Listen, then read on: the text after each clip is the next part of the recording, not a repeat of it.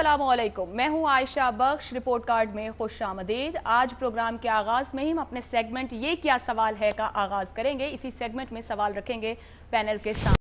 गुज़िश्ता रात गए एक मामला सामने आया जिसका ताल्लुक बनता है आयशा गुलेलाई कंट्रोवर्सी से ही, लेकिन एक और नया रुख। गुज़िश्ता रोज़ उन्होंने प्रोग्राम्स के दौरान जिक्र किया, इस बात का तज़किरा किया कि उन्हें नईमुल हक जो पाकिस्तान तहरीक इंसाफ के स्पोक्स पर्सन हैं उनकी जानिब से भी पैगाम मिला था, शादी की पेशकश की गई थी। इस मामले पर रात गए क्या हलचल शुरू हुई सोशल मीडिया पर, किस तरह से मामलात आगे बढ़े। कुछ ट्वीट सामने आए खुद नईमुल हक साहब की जानिब से किए गए, जिसके बाद PTI के लोगों ने उस पर रद्द-ए-अमल भी दिया। आपको बताएं, ये देखिए वो ट्वीट जो रात गए सामने आया। तकरीबन रात 3:10 पर नईमुल हक साहब की जानिब से ट्वीट किया गया जिसमें कहते हैं क्या मुझे माजरत करनी चाहिए कि मैंने आयशा गुलेलाई को शादी के लिए कहा। मेरा ख्याल है नहीं, इसमें कुछ गलत नहीं था। इस पर रद्द-ए-अमल देते हुए PTI के ही जो सोशल मीडिया एक्टिविस्ट हैं फरहान बिर्क, उन्होंने कहा हा या अल्लाह मैनू चुक ले। यही नहीं रुके बल्कि ये भी कहा कि हमारी सारी 6 दिन की मेहनत पर एक ट्वीट ने जो सूरत हाल की है लेवल है सर नईम का। इससे आगे बढ़ते हुए कहा कि मैंने जिंदा नहीं रहना, इस दुनिया से दिल उठ गया है मेरा।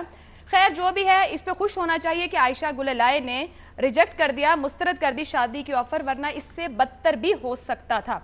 तकरीबन 1 घंटे बाद नईमुल हक साहब के हैंडल से ही, ट्विटर हैंडल से एक और मैसेज किया जाता है जिसमें कहा गया कि शादी का कोई प्रपोजल नहीं था, जैसा कि आयशा गुलेलाई एक और शो में, आसमा शिराजी साहिबा का शो है, वहां पर ये गुफ्तगू कर चुकी हैं। दिन तकरीबन 10 बजे के करीब पाकिस्तान तहरीक इंसाफ के रहनुमा शफकत महमूद साहब ने एक ट्वीट किया और बताया कि मेरी बात हुई है नईमुल हक साहब से, उनका ट्विटर अकाउंट हैक हो गया था, ये जो ट्वीट आया गया है ये गलत है, आयशा गुलेलाई का नाम लेकर जो कुछ बात की गई ये सारा मामला, इस पर पाकिस्तान तहरीक इंसाफ के लोगों कारकुनों की जानिब से काफ़ी रद्द-ए-अमल दिया गया, नीचे बहुत कुछ कहा गया। लेकिन ये जो हैकिंग का मामला है इस पर आकर सपहर के करीब एक और ट्वीट डाला गया जिनका ये कहना है साहब का कि 200 के करीब ट्वीट्स उन्होंने इसी हैंडल के देखे हैं जो कि इसी फ़ोन से किए गए हैं और ये अकाउंट हैक हुआ दिखाई नहीं देता है, लेकिन ये कंफर्म नहीं किया जा सकता है कि ये हैक हुआ या नहीं हुआ। अब हम ये नहीं कह रहे कि किस अकाउंट से ये किया गया है, वो अकाउंट हैक हुआ था या नहीं हुआ था, लेकिन इस पूरे मामले के 2 ज़ाविये बनते हैं जिस पर सवाल रखेंगे। लेकिन पहले बता दूं पैनल में हमारे साथ हैं इरशाद भट्टी, मज़हर अब्बास, मारवी सरमद, अमजद शुएब, हफीजुल्लाह नियाजी और इम्तियाज़ आलम साहब। हमारा ये क्या सवाल है आप सबसे इस तरह, नईमुल हक की आयशा गुलेलाई को शादी की पेशकश में क्या हर्ज है? फोरम ओपन रखेंगे, आप इस पर अपने ऑप्शंस दे सकते हैं। इसके 2 रुख बनते हैं, जिस तरह से मैं इसको देख रही हूँ वो आपके सामने रखना चाहूंगी कि अगर शादी की पेशकश की गई तो हमारी सोसाइटी में कोई ऐसी बात नहीं, वो शादी की पेशकश कर सकते थे, दोनों मैच्योर लोग हैं, समझदार लोग हैं, और आयशा गुलेलाई उसको एक्सेप्ट करें रिजेक्ट करेंगे उनकी मर्जी है, 2 लोगों का आपस का मामला। लेकिन एक इसका जाविया ये भी बनता है कि एक पार्टी का, एक बड़ी सियासी जमात का स्पोक्स पर्सन, राइट हैंड अपने कायद का, वो अपने जमात में काम करने वाले किसी कारकुन, किसी खातून को जो उनसे उम्र में 2 गुना छोटी हो, उनको इस तरह से अगर ट्वीट कर रहा है या इस तरह से पैगाम भेज रहे हैं तो क्या ये हैरेसमेंट में नहीं आता है? इसी पूरे मामले पर पैनल की राय। इरशाद भट्टी साहब, नईमुल हक की आयशा गुलेलाई को शादी की पेशकश में क्या हर्ज है? वो मुझे शादी पे सरफराज शाहिद साहब का एक शेर याद आ गया है कि जब से ऐनक लगी है नज़र वाली, जब से ऐनक लगी है नज़र वाली, जहर लगती है मुझको घर वाली। तो मेरा ख्याल है कि नईमुल हक साहब बड़े उनके दोनों वार नाकाम हो गए। पहले वो रिहाम खान के हवाले से भी बड़े मुतहर्रिक थे, मगर रिहाम ने वो उनके कप्तान से शादी कर ली, ये फिर फील्डिंग करने लग गए। अब इन्होंने फिर एक कोशिश की, तो कोई हरज नहीं था। इस मेरे ख्याल से ये जो आयशा गुलेलाई को इससे अगर वो शादी हो जाती तो इससे बदतर सज़ा और कोई नहीं दी जा सकती, और इससे बदतर सज़ा आयशा गुलेलाई को और नहीं दी जा सकती जिस तरह उसने कप्तान को बदनाम किया नईमुल हक से शादी करके। ये बेहतरीन इंतकाम है। तो नईमुल हक भी दिल रखते हैं, उनके भी जज्बात हैं, वो भी इंसान है आखिर, और वो स्पोक्स मैन है। वो कहते हैं कि पूरी पार्टी मैं हैंडल करता हूँ और आखिर पे कोई फल और खा जाता है, तो कोई हरज नहीं था। मेरे ख्याल से कर लेनी चाहिए थे गुलेलाई को, अब भी दोबारा रिकन्सिडर करना चाहिए, इस तरह वो भी स्पोक्स चेयरपर्सन हो जाएंगी। ٹھیک کہہ رہے ہیں کوئی حرج نہیں ہے. امتیاز عالم صاحب جو ارشاد بھٹی صاحب بات کر رہے ہیں جس طرح سے, ایک تو یہ پھل ہے کھا لینا چاہیے, کچھ اس طرح سے بات کر رہے ہیں. دوسرا یہ کہ کیا جو دوسرا اینگل اس کی میں بات کر رہی ہوں کہ کوئی بھی چاہے کسی دفاتر میں ہو, کسی بھی جب کوئی بندہ پوسٹ پر ہے اپنے نیچے کام کرنے والوں کو کس طرح ہینڈل اور ٹریٹ کرتا ہے, اس کو کس طرح سے اس معاملے کو دیکھا جانا چاہیے, خاص طور پر اس معاشرے میں جہاں خواتین کا باہر نکلنا کام کرنا پہلے ہی کوئی اتنا آسان معاملہ نہیں ہے. دیکھیے مجھے اس سوال پہ واقعی بہت اعتراض ہے. آپ ایک خاتون کو بارے میں اس طرح کی باتیں ڈسکس کر رہے ہیں اور آپ کی رائٹ لے رہے ہیں, اس سے بدترین بات اور کیا ہوگی. میں آپ کے اس سوال بنانے والوں سے پوچھنا چاہتا ہوں, حرج تو حرج ہوتا ہے, بہت حرج ہوتا ہے. آپ جبکہ ایسے شخص جو ہر 5ویں عورت کو اسی طرح کی آفر کرتا ہو یا اس کی مشہوری ایسے ہو, تو میں سمجھتا ہوں کہ بالکل ہمیں گلالئی کے معاملے میں محتاط ہونا چاہیے. میں نے کل بھی کہا تھا کہ یہ عورت کا سوال عمران خان, یہ نعیم جیسے بیمار لوگ, ان سے ہٹ کر ایک بڑا اہم نازک تہذیبی سوال ہے کہ ہمارا معاشرہ کتنا مہذب ہے, کتنے ہم کلچرڈ ہیں, کتنے ہمارا شرف انسانیت ہے. یہ طے ہوتا ہے کہ عورت کے مقام اور حیثیت سے. ان لوگوں کو یہ نہیں پتا کہ ہراسمنٹ ہوتی کیا ہے. میں نے اس کے بازو پکڑ لیا, شادی کی دعوت دی, ہراسمنٹ نہیں ہے. How can you do it? یہ تو بہت شادی کی باتیں بات کی باتیں ہوتی ہیں. اور یہ چیف آف سٹاف لکھتے ہیں اپنے آپ کو عمران خان کا. پھر انہوں نے کہا کہ میں نے تو میرا ہیک ہو گیا, اور کس کرو فر سے یہ کہہ رہے ہیں. ایروگنس دیکھیں, اتنی پدر شاہی اور اتنی عورت سے کو یہ سمجھتے ہیں کھلونا. اور ایسی پارٹی جو بڑی خوش قسمتی تھی اس ملک میں کہ عورتیں اس پیمانے پہ اس پارٹی کے لیے باہر نکل کر آئیں. اب کیا پیغام دے رہے ہیں؟ جس طرح یہ گلالئی کے تیزاب پھینک رہے ہیں کوئی منہ پہ, کوئی اس کا وہاں پہ کاروکاری کرنا چاہتا ہے, کوئی اس کا گھر جا کے مسمار کرنا چاہتا ہے, کوئی جرگہ کرنا چاہتا ہے, کوئی دھمکیاں دے رہا ہے کہ تم ملک میں نہیں رہو گی, کوئی سے کہتا ہے تمہیں مار دیں گے. یہ جو دہشت گردی ہو رہی ہے, یہ کوئی بات ہے؟ ایک بچی بولی ہے, اس نے اپنی کمپلینٹ کی ہے. بھائی وہ کل کو کمپلینٹ غلط ثابت ہو گئی, لیکن ہم کمپلیننٹ کو تو حق تو دیں گے نا کمپلینٹ کرنے کا. اور جو رد عمل آیا ہے اس سے بڑا خوفناک کلچر ظاہر ہو رہا ہے. خوفناک رد عمل کلچر دکھائی دے رہا ہے, جو چیزیں سامنے آ رہی ہیں, کہہ رہے ہیں بہت حرج ہے. یہ کوئی 1000 2000 میرے پاس جمع ہو گئے ہیں, یہ میں چھاپوں گا, کہ یہ ہے, یہ نئی جنریشن پیدا ہوئی ہے. ماروی سرمد صاحبہ, گفتگو آپ نے سنی ارشاد بھٹی صاحب کی بھی, امتیاز عالم صاحب کی بھی. اس معاملے کے 2-3 پہلو بنتے ہیں, کس طریقے سے آپ رسپونڈ کریں گی؟ عائشہ مجھے تو سمجھ نہیں آ رہی. میں اس وقت ایک تو یہ کہ جو سوال ہے یہ اتنا اوفینسو سوال آپ نے رکھا ہے, جس طریقے سے یہ گفتگو ہو رہی ہے, جو میں نے ابھی الفاظ سنے ہیں, مجھے سمجھ میں نہیں آ رہا کہ ہماری اجتماعی عقل کہاں چلی گئی ہے. ہماری کوئی سینس ہوتی ہے؟ آپ خواتین کے بارے میں کس طرح سے بات کر رہے ہیں؟ پھل کہہ رہے ہیں آپ انہیں, کس قسم کے الفاظ استعمال کریں؟ کموڈٹی ہے خاتون, یعنی آپ نے ایک خاتون کو آبجیکٹ بنا دیا. آپ ایک خاتون کو اس کی, آپ کا منہ نہیں سوکھتا ہے, منہ سوکھتا ہے آپ کا یہ کہتے ہوئے کہ ہم خواتین کی عزت کرتے ہیں, یہ عزت ہو رہی ہے خاتون کی؟ اور یہ آپ لوگ چیزیں لے رہے ہیں, مزے لے رہے ہیں, آپ لوگ چسکے لے رہے ہیں کہ ایک خاتون اگر اٹھ کے بولی ہے. اب اس کے بعد جو کچھ عائشہ گلالائی کے ساتھ آپ لوگوں نے میڈیا نے کیا ہے پچھلے 3 دن کے سے, آپ مجھے بتائیں کوئی خاتون اٹھ کر بولے گی کہ میرے ساتھ ہوئی ہے سیکسول ہیرسمنٹ؟ اور یہ کیا سوال ہے؟ شادی جو ہے, اگر شادی کا پروپوزل آپ نے ورک پلیس کے اوپر دیا ہے جہاں پر آپ سینئر پوزیشن پر ہیں, تو وہ سیکشول ہیرسمنٹ ہے. دنیا میں کہیں بھی نعیم الحق صاحب ہو تو اگر وہ اپنے سے جونیئر کو اپنی ہی پارٹی میں اس طرح کا پروپوزل دیں, اس کو سیکشول ہیرسمنٹ میں کنسیڈر کیا جائے گا. اس ملک کے اندر لوگوں کو یہ معلوم نہیں ہے. میں معافی چاہتی ہوں, آپ کے توسط سے آج مجھے بولنے کا موقع ملا ہے. پاکستان کے ٹی وی چینلز پہ کسی اینکر کو یہ عقل نہیں ہے کہ وہ یہ اس کو معلوم نہیں ہے کہ سیکسول ہیرسمنٹ کیا چیز ہے. ایسے ملا بن کے, مفتی بن کے فتوے دے رہے ہیں, او جی ثبوت لائے, یہ کریں فلانا کریں. بھائی آپ لوگ کیا بات کر رہے ہیں؟ ذرا سوچئے, کیمپین تھی, آپ چلائیے, جیو سے میرا التماس ہے, اور آپ اس ملک میں آگاہی دیجئے سب سے پہلے اپنے میڈیا اینکرز کو کہ سیکسول ہیرسمنٹ کیا ہوتی ہے. کوئی انڈیزائریبل سیکسول ایڈوانس یا کسی بھی قسم کی ایڈوانس ہیرسمنٹ کے زمرے میں آتی ہے, اور جو وکٹم ہے وہ کسی بھی وقت اپنی زندگی کے کسی بھی حصے میں اس پہ آواز اٹھا سکتا یا سکتی ہے. آپ یہ کیسے کہہ سکتے ہیں کہ وہ 3 سال خاموش رہی اس لیے, اور یعنی بندے کا خون کھول جاتا ہے جس طریقے سے, اور اپنے آپ کو آبجیکٹو کہنے والے جو اینکر ہیں وہ بھی بیٹھ کے اس کو ایسے گرل کر رہے ہیں. مجھے بتائیے کہ کبھی کسی مرد کو آپ لوگوں نے ایسے گرل کیا ہے؟ ہر وقت بغیر ثبوت کے الزامات ایک دوسرے پہ لگتے ہیں. کسی کو جرت ہوئی ہے کبھی آپ کو گرل کرنے کی؟ مگر وہ عائشہ گلالائی ہاتھ آ گئی, ہر کوئی اس کو ڈسکریڈٹ کرنے کے پیچھے پڑا ہوا ہے. آپ یہ بتائیے عائشہ کہ اس نے جو الزام لگائے ہیں وہ صحیح ہیں یا نہیں. آپ عائشہ گلالائی کے موٹیوز کو چھوڑ دیجئے, رکھ دیجئے پرے. یہ مجھے یہ جاننا ہے کہ یہ الزامات صحیح ہیں یا نہیں, اس کا کوئی جواب نہیں دے رہا. درست, ٹھیک ہے. ماروی سرمد صاحبہ نے بڑے امپورٹنٹ نکات سامنے رکھے, لیکن ماروی صاحبہ ایک چیز کی میں بھی یہاں وضاحت کر دوں کہ سوال بے شک ایسا ہے کہ جو واقعی پہلی بار دیکھنے میں پڑھنے میں بہت ناگوار گزرے اور اس پر غصہ بھی آئے کہ ایسا سوال ہے. لیکن آج پورا دن صبح جو نعیم الحق صاحب نے ٹویٹ ڈالا اس کے بعد جو کچھ ہماری یوتھ یا سوشل میڈیا یوز کرنے والے وہاں بولتے اور کہتے رہے, اسی میں یہی بات تھی سب سے پہلے.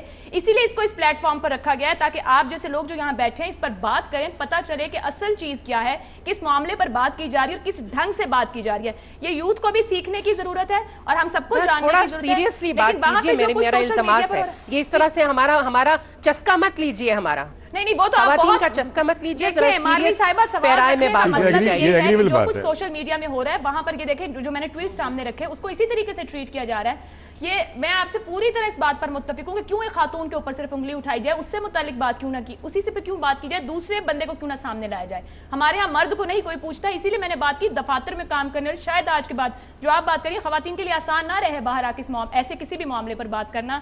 یقینی طور پر اس معاشرے میں مردوں کو ہی پہلے سب کچھ سیکھنے کی ضرورت ہے کہ انہیں کس طریقے سے ڈیل کرنا ہے یا لوگوں تک اپنی بات پہنچانی ہے. اور یہ اس لیے ہم یہاں بات پہلے اپنے پروگرام کے شروع میں آج کر رہے ہیں کیونکہ سارا دن پاکستان کی یوتھ, سوشل میڈیا پہ کام کرنے والے لوگ, جو لوگ جہاں جہاں موجود تھے وہ اسی معاملے پر جیسے آپ کہہ گئے چیزا لینا یا اس طرح بات کرنا, یہی کچھ ہوتا رہا. بات کرنے کا مقصد یہ کہ لوگ انڈرسٹینڈ کر سکے کہ کتنے سینسٹیو ایشو ہیں, ان پہ کہاں کہاں بات کرنے کی ضرورت ہے اور کہاں تمیز تہذیب کی ضرورت ہے.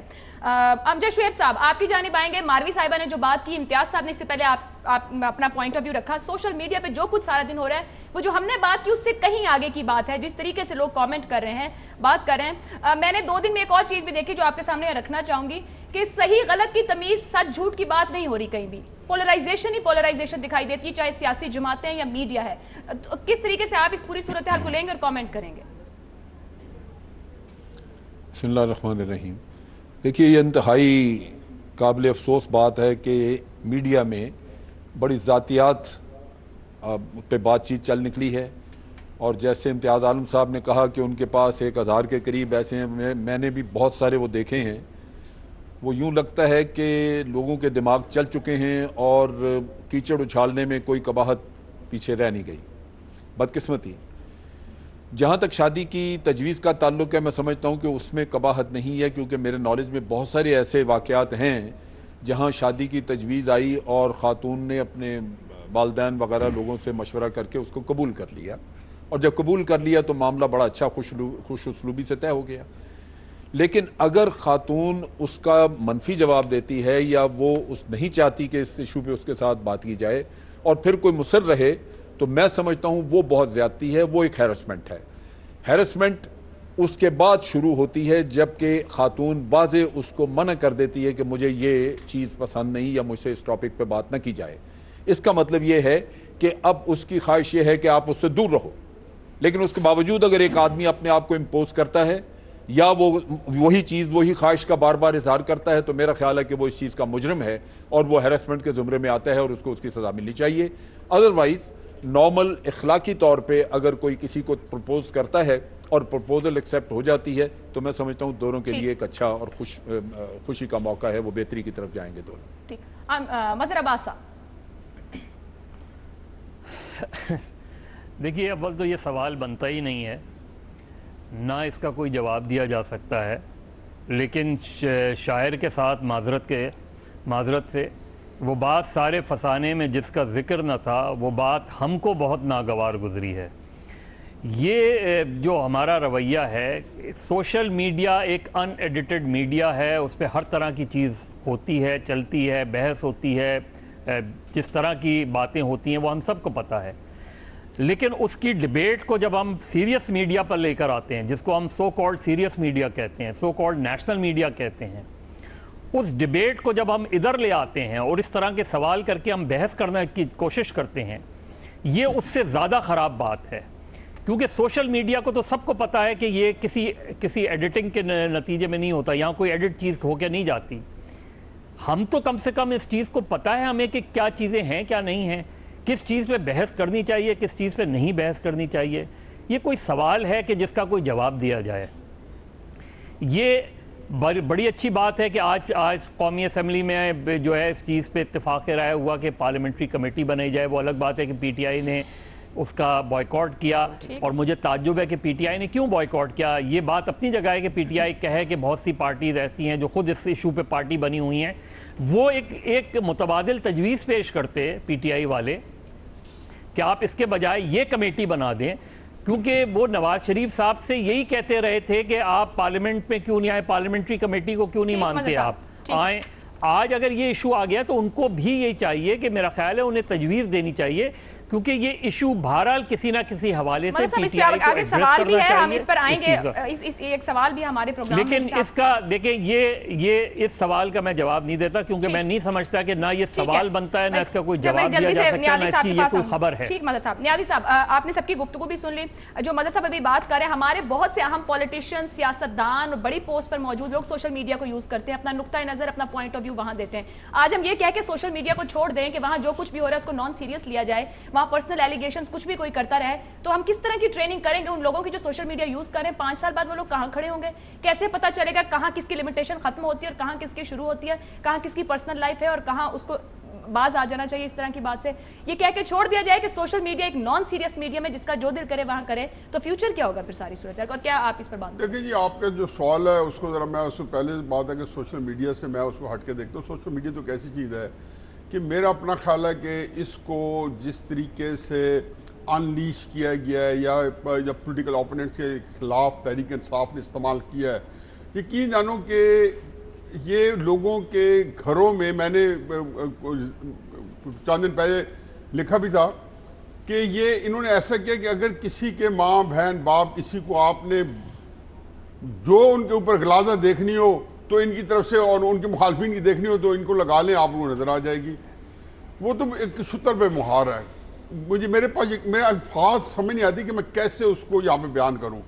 اور اس سے زیادہ تکلیف دہ بات ہے کہ جو واقعہ ہوا ہے، میرا یہ خیال ہے کہ یہ واقعہ جو ہے پاکستان کے اندر ایک بہت ارتعاش پھیلا چکا ہے، ایک بالکل راک کر چکا پوری سوسائٹی کو. اس سے کس کور بیٹھنا ہے مجھے تو کوئی اندازہ نہیں ہے.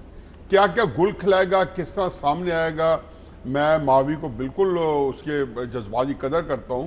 یہ جو بال آیا ہوا ہے، ماوی نے تو ہلکا سے اس کو وینٹ آؤٹ کیا ہے، جس کو کہنا چاہیے کہ لاکھوں کروڑ لوگ ہیں جو کہ یقین اس سے عجیب و غریب ایک کیفیت میں مبتلا وہ وینٹ آؤٹ نہیں کر سکتے. اب اس کا کیا اثر ہوگا؟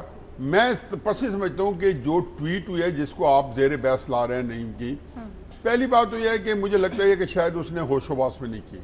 پھر کر کے اس میں وہ کہتے ہیں نا کہ واپس لے لی اظہر گناہ کے جی، اور شفقت محمود صاحب نے گواہی ڈالی. مجھے تکلیف ہوتی ہے. شفقت محمود بڑے سیریس آدمی ہیں، کوئی ضرورت نہیں ہے ایک کردی ٹویٹ. اب اسی کئی جہتیں نکلیں گی. میں سمجھتا ہوں کہ یہ اس طرح کی چیزیں جو ہے حرج نہیں ہے. پھر یہ ہے کہ وہ کیا ہے، ہائے رام مجھے بڈھا مل گیا، اب پتہ نہیں اس کی کوئی ہمارے سیگمنٹ کے آخر میں جو سوال رکھا گیا، 2 پینلسٹ کی جانب سے کہا گیا کوئی حرج نہیں ہے. امتیاز صاحب نے کہا بہت حرج ہے. ماروی صاحبہ کہتی ہیں یہ بالکل ہراساں کرنا ہے اگر کسی ایسی جگہ پر آپ کے کوئی سینئر یا ساتھ موجود لوگ اس طرح کے میسیجز کرتے ہیں. نیازی صاحب بھی کہہ رہے ہیں حرج ہے. مظہر صاحب کہتے ہیں ایسے معاملات پر بات نہیں کرنی چاہیے. سوشل میڈیا پر بہت کچھ نان سیریس ایسا ہو رہا ہے کہ اس پر سیریس میڈیا پر آ کر، سو کال سیریس میڈیا پر آ کر بات نہیں ہونی چاہیے. پینلسٹ کی رائے آپ نے جانی. بریک پہ جائیں گے، بریک سے واپس بات کریں گے. 43 رکنی کابینہ نے آج حلف اٹھا لیا ہے. 45 دن کے لیے بظاہر بنی ہے. کیا اتنی بڑی کابینہ کی ضرورت تھی؟ نون لیگ کو تقسیم سے بچانے کے لیے کیا گیا؟ اس پر بات رہے گی. پینل کی رائے ایک بریک کے بعد.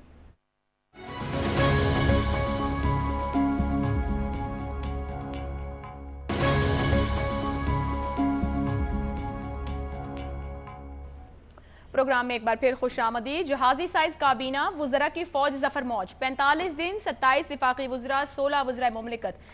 43 رکنی وفاقی کابینہ نے حلف اٹھا لیا. 3 ارکان دانیال عزیز، دوستین ڈومکی اور ممتاز تارڑ غیر حاضر رہے۔ بظاہر 45 دنوں کی قلیل مدت کے وزیر اعظم خاقان عباسی کی کابینہ کی حلف برداری تقریب ایوان صدر اسلام آباد میں ہوئی، جہاں صدر مملکت ممنون حسین نے ان سے حلف لیا۔ اہم وزراء میں خواجہ محمد آصف وزیر خارجہ، احسن اقبال وزیر داخلہ، خرم دستگیر وزیر دفاع، رانا تنویر حسین وزیر دفاعی پیداوار ہوں گے، جبکہ سردار محمد یوسف بدستور وفاقی وزیر مذہبی امور ہی رہیں گے۔ اسحاق ڈار ایک بار پھر وزیر خزانہ ہوں گے۔ نئی کابینہ میں مریم اورنگزیب کو وزیر مملکت برائے اطلاعات کا منصب دیا گیا ہے، جبکہ خواجہ سعد رفیق اس کابینہ میں بھی وزیر ریلوے ہوں گے۔ نواز شریف کی نااہلی کے بعد نئی حکومت کی تشکیل پر چہمگوئیاں پہلے ہی سے جاری تھیں اور اب بھی جاری ہیں۔ تحریک انصاف کے رہنما شفقت محمود نے شام میں پریس کانفرنس میں کہا کہ کابینہ کی تشکیل کو تنقید کا نشانہ بنایا اور خواجہ آصف کے متعلق کہا کہ جن کو سفارتی آداب کا کچھ پتہ نہیں انہیں وزیر خارجہ، جبکہ خرم دستگیر کا دور دور تک دفاع سے تعلق نہیں انہیں وزیر دفاع بنا دیا گیا ہے۔ چودھری نثار کو وزیر خارجہ نہ بنانا یہ ظاہر کرتا ہے کہ نون لیگ میں دراڑیں پڑ رہی ہیں۔ سوال یہ ہے کہ کیا میاں نواز شریف کی خواہش ہے، مجبوری ہے، یا پھر آئندہ عام انتخابات کو پیش نظر رکھ کر متحرک کابینہ تشکیل دی گئی ہے؟ سب سے اہم سوال یہ کہ کیا جہازی سائز کابینہ سے حکومت کی کارکردگی اور گڈ گورننس میں بہتری آئے گی؟ پینل کے سامنے سوال رکھیں گے۔ سوال اس طرح سے ہے، 45 دن کے لیے اتنی بڑی جہازی سائز 46 رکنی کابینہ، کیا فیصلہ نون لیگ کو تقسیم سے بچانے کی کوشش ہے؟ ہاں یا نہیں کے آپشن آپ کے سامنے ہیں۔ امجد شعیب صاحب۔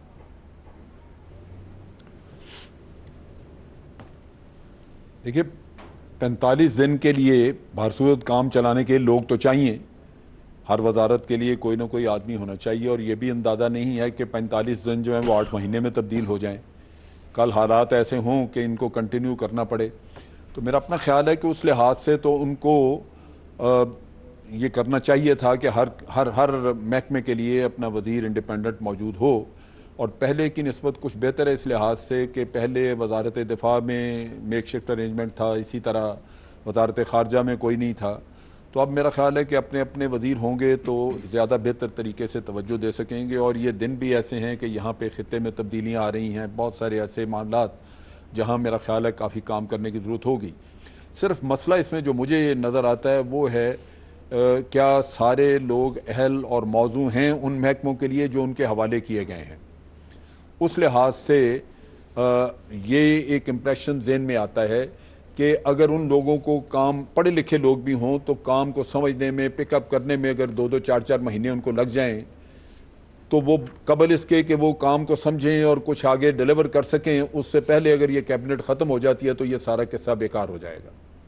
تو اس لحاظ سے ہونا یہ چاہیے تھا، جس طرح اسحاق ڈار صاحب وزارت خزانہ پہ واپس آئے ہیں، اگر اسی طرح کا ارینجمنٹ ہوتا یا وہ لوگ جن کو جو ماضی میں کوئی تجربہ رہا ہے ان محکموں کا، اگر اس لحاظ سے کیا جاتا اور صرف نوازنے کا کام نہ کرتے، جیسے طلال چودھری اس طرح کے اور لوگ ہیں جن کو اب جیسے آپ احسن اقبال صاحب کو دیکھیے کہ ان کو وزارت داخلہ دی گئی ہے، جبکہ وزارت داخلہ سے ان کا دور دور کا واسطہ نہیں ہے، اس سے جس محکمے وہ کام کر رہے تھے وہ موجود ہے، ان کو اسی میں رہنا چاہیے تھا۔ تو اس طرح کی بہت ساری چیزیں ہیں جو میں سمجھتا ہوں کہ ڈیلیور کرنے میں ان لوگوں کو دقت بڑی ہوگی اور نقصان ہوگا اس میں۔ ٹھیک ہے، امجد شعیب صاحب کہہ رہے ہیں کہ ضرورت ہے لیکن مینج کیا جاتا اسی طرح سے جو لوگ جن پورٹ فولیوز کو رکھتے تھے اگر اسی سے کنٹینیوٹی ہوتی ہے۔ نیازی صاحب، ہم نے دیکھا گزشتہ کابینہ میں وزیر دفاع اور وزیر داخلہ کی آپس میں بات چیت نہ ہونے کے برابر تھی، نہیں تھی، اور اس کا وہ میڈیا پر آ کر برملا اظہار بھی کرتے رہے۔ پھر 1.5 ماہ تک وزیر داخلہ اور وزیر اعظم کا آپس میں رابطہ نہیں تھا۔ کیا اب صورتحال بہتر دکھے گی؟ دیکھیں جی، پہلی بات تو یہ ہے کہ میرا خیال ہے کوئی اتنا بڑا اضافہ نہیں ہوا، 4-5 میرے خیال نئے وزیر بنائے گئے ہیں، تو اگر 40 میں 5 آپ ایڈ کر دیں یا 41 کے اندر 5 ایڈ کر دیں 42 میں، تو میں کوئی سمجھتا ہوں کہ یہ ظاہر ہے کہ انہوں نے کوئی اپنی دیکھا ہوگا جس کو جو اپنی جو سیاسی جو اسٹریٹجی بنائی ہوگی، تو اس کے اندر کچھ جاب انہوں نے ظاہر کریٹ کی ہوں گی، کچھ لوگوں نے انڈکٹ کیا ہوگا کہ وزیر خالی صرف وزارہ نہیں دیکھتا، پالیٹکس بھی کرتا ہے، اور وہ ٹیم کو زیادہ بڑا کر کے اور الیکشن میں جائیں گے۔ تو میں اس کو ایک تو الیکشن کی پوری تیاری سمجھتا ہوں۔ دوسرا یہ ہے کہ میرا خیال ہے کہ جو کابینہ لیٹ بھی ہوئی ہے تو اس کی وجہ یہ نہیں تھی کہ دراڑیں تھیں، وجہ یہ تھی کہ یہ بات وہاں پہ طے ہو گئی ہے کہ خاقان عباسی صاحب جو ہیں وہ 2018 کے الیکشن تک کنٹینیو کریں گے، اور وہاں مسلم لیگ کی طرف سے بہت شور مچا کہ کوئی پنجاب کے لوگوں نے برملا اس کا اظہار کرنا شروع کر دیا کہ ہم شہباز شریف کو یہاں سے نہیں جانے دیں گے۔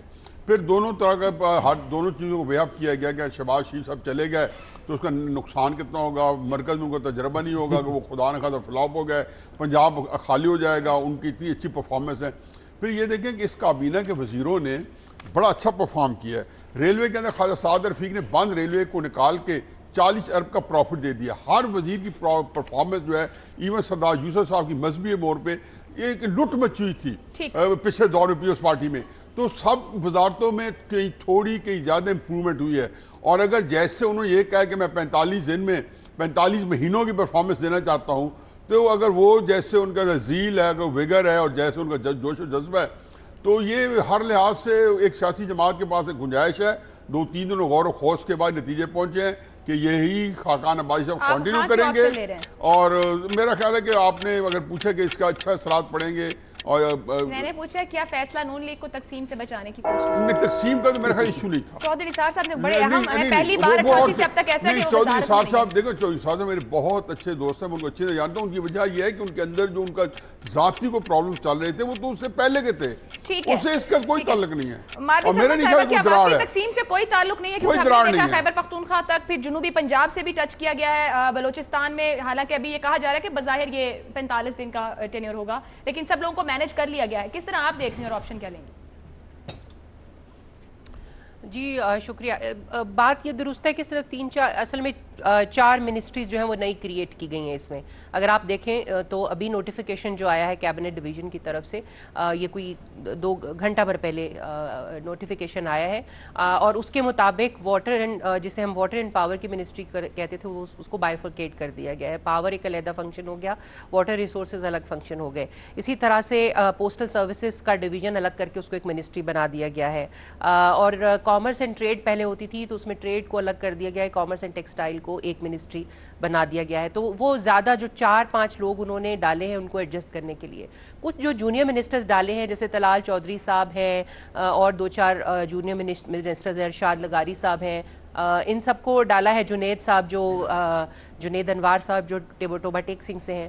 تو جو کمپوزیشن ہے اس کی آپ کی وفاقی کابینہ کی اس وقت، وہ یہ ہے کہ ٹوٹل جو نوٹیفیکیشن آیا ہے کیبنٹ ڈویژن کا، اگرچہ میڈیا میں تو مختلف ٹکٹس چل رہے ہیں، مگر یہ جو میرے سامنے نوٹیفیکیشن پڑا ہوا ہے اس کے مطابق 43 جو ہیں وہ منسٹرز ہیں، جس میں سے 27 جو ہیں وہ فیڈرل منسٹر ہیں، جبکہ 16 آپ کے اسٹیٹ منسٹرز ہیں۔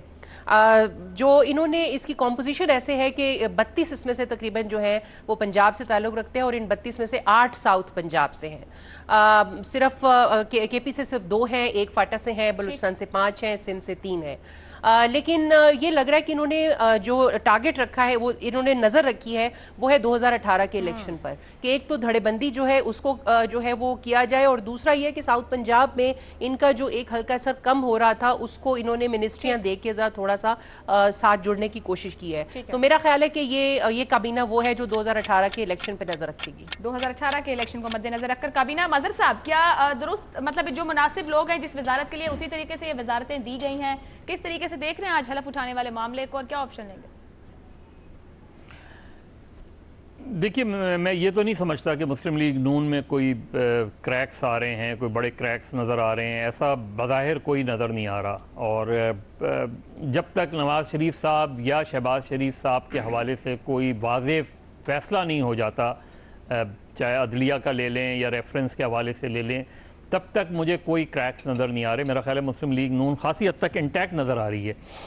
دوسری بات یہ کہ یہ ایک نیا سیاسی اتحاد ہے، اور اس میں سندھ سے کچھ ایسے لوگوں کو شامل کیا گیا ہے جن کے بارے میں ان کو خدشہ تھا کہ وہ کہیں پاکستان پیپلز پارٹی کے ساتھ نہیں چلے جائیں، جیسے شیرازیز ہیں، ان کو ساتھ میں لایا گیا ہے۔ جتوئیز پہلے بھی اکوموڈیٹ کیا گیا تھا، لیکن ابھی اطلاعات تھیں کہ جتوئیز پیپلز پارٹی ان سے بھی رابطہ کر رہی ہے، تو جتوئیز کو اکوموڈیٹ کیا گیا ہے۔ فنکشنل مسلم لیگ ہمیشہ سے مسلم لیگ نون کی سندھ میں اتحادی رہی ہے، تو اس میں سوائے اس کے کہ ایم کیو ایم پاکستان اس کا حصہ نہیں ہے، اور ایم کیو ایم پاکستان کے لوگ یہ کہتے ہیں کہ ہم نے ہم نے یہ بات مانی، یہ ریکویسٹ ہی نہیں کی تھی کہ ہمیں کیبنٹ کا حصہ بنایا جائے۔ لیکن یہ ہو سکتا ہے کہ یہ اگر 45 روز کی کیبنٹ نہیں ہے، جو کہ مجھے نہیں لگتا کہ ہے، تو آگے چل کے ہو سکتا ہے کہ ایم کیو ایم اس کا حصہ بن جائے۔ لیکن یہ ریفلیکٹ کر رہا ہے مسلم لیگ نون کے 2018 کے سیاسی اتحاد کو، جس میں کم سے کم 6 سیاسی جماعتیں شامل ہیں، چاہے وہ بلوچستان سے لے لیں، پشتونخوا ملی عوامی پارٹی لے لیں، نیشنل پارٹی لے لیں، فنکشنل لیگ لے لیں، جتوئی گروپ لے لیں، تو یہ ایک نئے سیاسی اتحاد کا ہے جس میں اکوموڈیٹ کیا جا رہا ہے، اور اس میں آئندہ چند روز میں ہمیں کچھ اور جو ہے وزیر مملکت نظر آئیں گے، نئے شاید سیاسی کچھ اور اتحاد لوگوں دیکھ کو رہے ہیں مدد صاحب اکوموڈیٹ کہہ کیا رہے ہیں، جائے۔ اور لوگوں کو بھی اکوموڈیٹ کیا جائے گا۔ امتیاز عالم صاحب، 2018 کو مد نظر رکھ کر کابینہ تشکیل ہوئی ہے، نئے سیاسی اتحاد بن رہے ہیں، یا نون لیگ کو تقسیم ہونے سے بچانے کی کوشش ہے؟ کیسے؟ میں مدرس کی بات سے اتفاق کرتے ہوئے بات آگے بڑھاتا ہوں۔ پہلے ایک تشویش، یہ دوسری بار ہوا ہے کہ وفاق پاکستان میں کوئی حکومت نہیں تھی وزیر اعظم کو ڈسکوالیفائی کرنے کے بعد اتنا بڑا آئینی خلا بنا، اور سپریم کورٹ کو اس پہ سوچنا چاہیے تھا۔ اس سے پہلے جب گیلانی صاحب کو نکالا گیا تھا تب بھی یہ ہوا تھا۔ آپ اس طریقے سے پوری وفاقی حکومت کے ساتھ یہ نہیں کر سکتے۔ اسے پارلیمنٹ میں سوچنا چاہیے کہ اس کا آئندہ ایسا صورتحال بنے تو اس کے بارے میں کیا کیا جائے، اور خود پرائم منسٹر کے حوالے سے کیا کیا جائے، جس آرام سے پرائم منسٹر کو نکالا جاتا ہے۔ دوسری بات یہ لگ رہا ہے کہ سیاست کی کابینہ ہے، لیکن اس میں دو تین باتیں بڑی اہم ہیں۔ ایک تو یہ کہ وزارت دفاع اور وزارت خارجہ میں دو بہت تکڑے منسٹر آئے ہیں، اور یہ بڑے کمیٹڈ ہیں ایک نواز شریف کے ایجنڈے پہ۔ اس سے بڑا کلیئر پیغام ہے کہ یہ وزارتیں اب ایکٹیو ہوں گی۔ پھر یہ بات کہ شاید یہ بات بہتر ہوتی کہ یہ منسٹر آدھے ہوتے ہیں، زیادہ منسٹر رکھنے سے تو آپ الیکشن سب کے سب نہیں جیت سکتے، یہ بھی ایک واہمہ ہے۔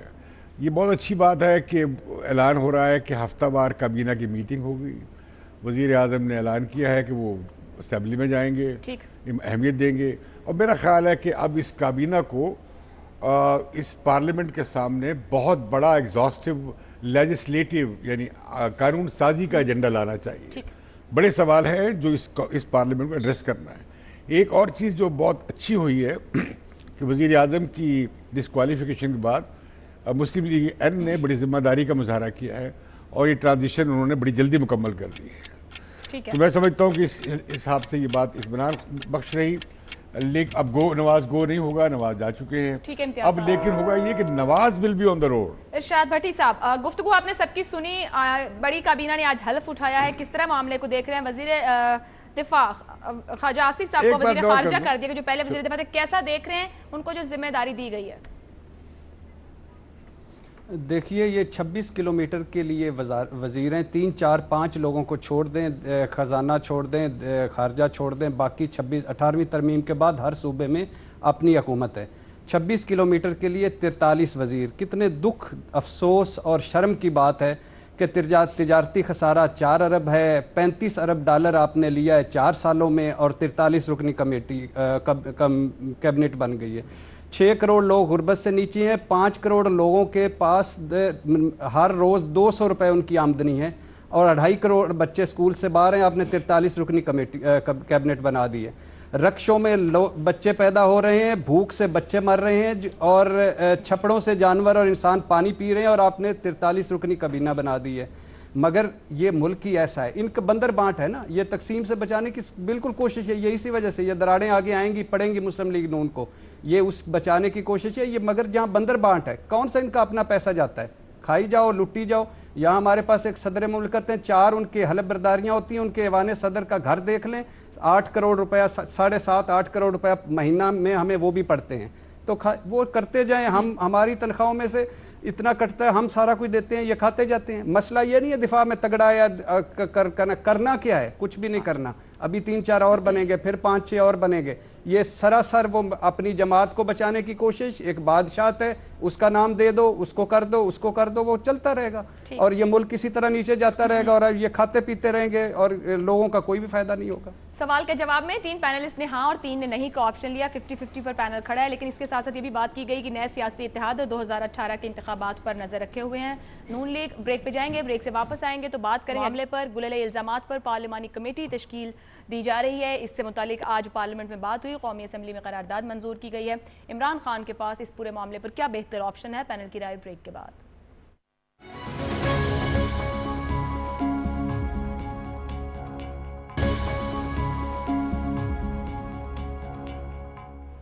عائشہ گلیلئی کے الزامات کی گونج قومی اسمبلی تک بھی پہنچ گئی۔ قومی اسمبلی میں ان الزامات کی تحقیقات کے لیے ان کیمرہ خصوصی پارلیمانی کمیٹی بنانے کی قرارداد منظور کی گئی۔ وزیر اعظم کی جانب سے چیئرمین پی ٹی آئی پر لگائے گئے الزامات کی تحقیقات کے لیے خصوصی پارلیمانی کمیٹی بنانے کی تجویز دی گئی۔ کمیٹی کے قیام کے لیے قرارداد رکن قومی اسمبلی عارفہ خالد نے پیش کی۔ اسپیکر قومی اسمبلی ایاز صادق کی جانب سے پارلیمانی کمیٹی تشکیل دی جائے گی جو 1 ماہ میں تحقیقات مکمل کر کے رپورٹ پیش کرے گی۔ وزیر اعظم شاہد خاقان عباسی نے اپنے خطاب میں یہ کہا کہ ہم نے ایوان کی عزت بڑھانی ہے، گالی گلوچ کر کے کمی نہیں کرنی۔ شاہد خاقان عباسی کا یہ بھی کہنا تھا کہ وہ الزام لگانے والے اور جس پر الزام لگایا گیا دونوں کی عزت کرتے ہیں، جبکہ chairman P T I Imran Khan کو اپنے دفاع کا حق حاصل ہے۔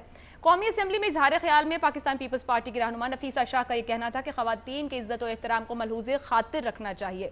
پی ٹی آئی کیوں ضرورت سے زیادہ رد عمل دکھا رہی ہے، اس مسئلے پر غیر جذباتی بحث ہونی چاہیے۔ دوسری جانب پی ٹی آئی کی جانب سے جو شام میں پریس کانفرنس کی گئی اس میں شفقت محمود کا یہ کہنا تھا، انہوں نے واضح طور پر یہ کہا کہ سیاسی حریفوں کی تحقیقاتی کمیٹی منظور نہیں ہے۔ اسی معاملے پر پینل کے سامنے سوال رکھیں گے۔ سوال اس طرح سے ہے، گلیلئی الزامات پر پارلیمانی کمیٹی تشکیل، عمران خان کے پاس بہتر آپشن کیا ہے؟ فورم اوپن ہے، کس طریقے سے عمران خان اپنے معاملے کو ہینڈل کر سکتے ہیں اگر پارلیمانی کمیٹی تشکیل ہوتی ہے؟ پی ٹی آئی کی جانب سے موقف دے دیا گیا کہ وہ اس طرح کی پارٹی یا کمیٹی یا سیاسی حریفوں کی ہے اس کے پاس نہیں جائیں گے، نہ وہاں چاہیں گے معاملہ ہینڈل ہو۔ امتیاز عالم صاحب، بہتر آپشن کیا ہے عمران خان کے پاس؟ دیکھیں، یہ تو ایک دو اراکین پارلیمنٹ کے استحقاق پہ سوال اٹھا ہے اور دونوں کا حق ہے کہ وہ اپنی اپنی پوزیشن واضح کریں بطور پارلیمنٹ کے ممبر کے۔ اس کے علاوہ بھی قانونی ذریعے ہیں اور طریقے ہیں، اور ہیراسمنٹ کا کیس بھی رجسٹر ہو سکتا ہے اور اس پر انہیں اپنے حقائق بھی دینے پڑیں گے۔ تو اس مسئلے کو میں سمجھتا ہوں کہ جتنا یہ سنجیدہ اور نازک معاملہ ہے اسے اسی سنجیدگی سے ڈیل کرنا چاہیے، اور میں حق میں ہوں کہ یہ کمیٹی یا ویمن کوکس پارلیمنٹ کی حد تک وہ بہتر اپروچ ہوگی۔ نہیں، اگر وہ کہہ رہے ہیں کہ وہ نہیں جائیں گے، یہ ان کی مرضی ہے، یہ ان کا بہتر آپشن کیا ہے عمران خان کے پاس؟ یہ ان کو I can't, I'm not his advisor. He should ask his کیا نام ہے چیف آف سٹاف مسٹر نعیم، وہ زیادہ بہتر بتا سکتے ہیں۔ نعیم خان، ارشاد بھٹی صاحب، بہتر آپشن کیا ہے عمران خان کے پاس؟ دیکھو، بہتر آپشن تو یہی ہے جو انہوں نے لیا ہے کہ نہ میں کہیں جاؤں گا نہ صفائی پیش کروں گا، یہ سب سے بہتر آپشن ہے۔ لیکن یہ ہے کہ کیا ملک ہے کہ سال لگ گیا پیناما پہ انہوں نے ٹی آرز بناتے ہوئے، مگر عمران خان کا معاملہ آیا تو فوراً کمیٹی بن گئی تھوڑا سا ٹائم۔ اور باقی ہم نے رپورٹ کارڈ میں بھی عمرانیات پہ پی ایچ ڈی کر چکے ہیں، اب چھوڑ دیں ان سارے مسئلوں کو، ایک جو بھی آتا ہے وہ کر دیتا ہے۔ یہ جہاں تک ہے آف شور کمپنیوں کے بعد ہم آف شور محبتوں پہ آ گئے ہیں، تو آف شور محبتوں کے 45 اور قصے آ رہے ہیں، اور 45 آ رہے ہیں۔ عمران کے میسیجز اس کے آگے ایک بڑے شریف میسیجز ہوں گے، ابھی دیکھیے آگے آگے ہوتا کیا ہے۔ ہم نے میسیجز بھی دیکھ لیے کون سا شریف ہے کون سا نہیں۔ مظہر صاحب جی دیکھ لیے، اگر کہتے ہیں تو ٹیکسٹ کر دیتا ہوں۔ چلیں کریے۔ دیکھیں، پہلی چیز تو یہ کہ عمران خان تحریک انصاف کو خود نام سجیسٹ کر دینے چاہیے پارلیمنٹری کمیٹی کے، جن کو وہ مناسب سمجھتے ہیں اور جن پہ ان کو اعتراض ہے اس پہ اعتراض فائل کر دیں، کیونکہ محض سیاسی حریف کہہ کے کمیٹی کا بائیکاٹ کرنا درست نہیں ہے۔ اس کی وجہ یہ کہ اس میں زیادہ تر اپوزیشن کی پارٹیز تو آپ کے ساتھ جوائنٹ پارلیمنٹری جوائنٹ سیشنز میں بیٹھتی رہی ہیں، جوائنٹ اپوزیشن کے اجلاس ہوتے رہے ہیں، تو آج یک آپ کو وہ برے کیوں لگنے لگے؟ ان ناموں پہ آپ کو اعتراض ہو سکتا ہے، تو وہ نام آپ کاؤنٹر سجیشنز دے دیں۔ دوسری بات یہ کہ عمران خان یا تحریک انصاف، عمران خان نے یا تحریک انصاف نے جو حتک عزت کا دعویٰ کیا ہے، اس چیز وہ بھی اپنی جگہ درست بات ہے کہ وہ یہ سمجھتے ہیں، لیکن حتک عزت پی ٹی آئی دعویٰ نہیں کر سکتی، وہ داخل کرنا پڑے گا تو عمران خان کو ہی کرنا پڑے گا۔ دیکھیں، اس میں سب سے امپورٹنٹ بات، چاہے عائشہ کا کیس کتنا ہی کمزور ہو، یہ بات اپنی جگہ امپورٹنٹ ہے کہ اگر کیا وہ میسج، کوئی ایسا میسج بھیجا گیا تھا یا نہیں بھیجا گیا تھا، اور اس کا سمپل سا جواب تھا کہ ایسا کوئی میسج نہیں بھیجا گیا تھا۔ وہ جواب نہیں دیا جا رہا جو سمجھ سے بالا تر ہے۔ آپ یہ کہہ رہے ہیں عمران خود کمیٹی بنا لیں، پارلیمانی کمیٹی میں جائیں۔ ماروی سرمد صاحبہ۔ عائشہ بہت شکریہ۔ میرا یہ خیال ہے کہ دیکھیے، جو اس کو میں پھر دوبارہ کہوں گی کہ اس کو بہت سیریسلی بات کرنی چاہیے اس کے اوپر۔ یہ جو پارٹیاں سیاسی جماعتیں ہیں یہ اس کو کھڑا نہیں بنائیں۔ یہ ایک بہت اہم مرحلہ آیا ہے پاکستان کے اندر، خواتین کے حقوق کی اگر تاریخ لکھی جائے گی تو یہ تاریخی موڑ ہے کہ پہلی بار سیاسی جماعتوں میں سیکچول ہیرسمنٹ جیسے اہم مسئلے کی نشاندہی ہوئی ہے اور اس طرح پبلک بات ہوئی ہے اور بات ہو رہی ہے. اب اس کو کسی کنارے پہ لگنا چاہیے. پارلیمانی کمیٹی اس کے لیے فی الوقت موضوع نہیں ہے. صرف میری بات کمپلیٹ ہونے چاہیے. پارلیمانی کمیٹی اس لیے موضوع نہیں ہے کیونکہ اس کے اندر پھر دوبارہ انہوں نے اس کو سیاسی اس کا وہ بنا لیا ہے. یہ خواجہ آصف صاحب نے جب کہا تھا تب کیوں نہیں ان کی خواتین نے کہا, تب تو ان کی خواتین پی ایم ایل این کی ان کا ساتھ دے رہی تھیں. تو میرا خیال ہے کہ جو طریقہ وضع ہوا ہے قانون نے, جو ombuds person ہے سیکچول ہیرسمنٹ کی اسلام آباد کی جسٹس یاسمین عباسی, میں وہی بتا رہی ہوں, عمران صاحب اگر یہ سمجھتے ہیں کہ غلط الزام لگا ہے تو وہ ombuds person کے پاس چلے جائیں. یاسمین عباسی صاحبہ بہت دبنگ خاتون ہیں, انہوں نے تو لاہور ہائی کورٹ کے جسٹس کو بھی جو ہے وہ سمن بھجوا دیے تھے, تو دونوں جو ہے اس کے پاس جا سکتے ہیں. ٹھیک.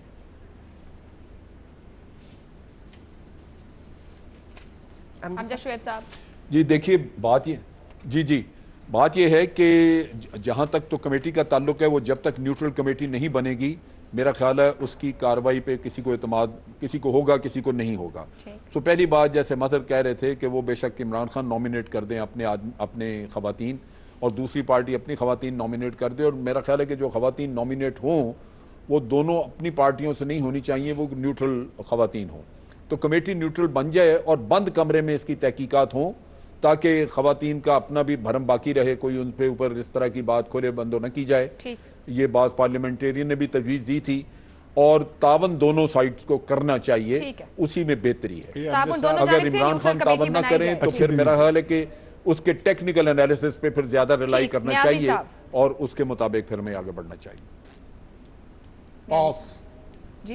پاس نیائی صاحب, آپ کل سے ان سب سوالوں پہ پاس کریں. چلیں جی, عائشہ میں ذرا اگر آدھا منٹ اور لے لوں, اپنا فیڈ بیک دے سکتے ہیں. اجازت دیجیے, اللہ حافظ.